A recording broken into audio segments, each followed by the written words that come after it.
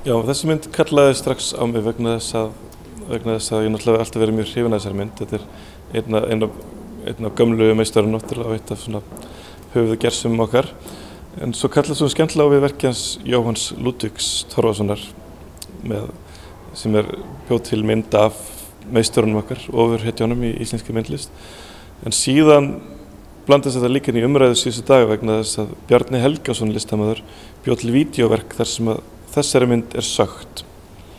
Það var í þessari náttúruverndarbaráttu sem stóð sem hæst kringu 2006 og þá gat ég tengt það við mjög merkilega grein eftir Þorvald Þorsteinsson þar sem hann var að tala þennan tvískinnung að á meðan við verjum frummyndirnar okkar, geymum þær í söfnum og borgum inn á þær, að listaverkin okkar þá væru frummyndirnar allar í hættu.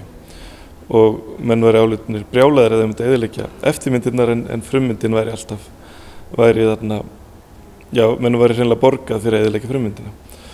Og þannig að ég gerðist bara svona milliliður milli þessa og þannig að þegar að Bjarni Helgason umbreytti eftirmyndinni, hann náttúrulega bara stafrænn útgáfu eftirmyndin, hann eyðileggja ekki verkið sjálft, þá fekk hann samt mjög harðort bréf frá lögfræðingi Myndstefs hann væri að brjóta á sæmdarrétti Jón Stefánssonar og fleiri meistara, þetta ofurhetjana sem eru hérna hjá Jóhanni.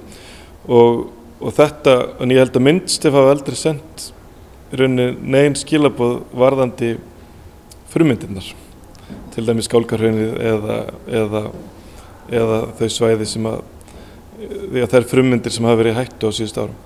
Þannig að mér fannst þetta mynda athyglisverða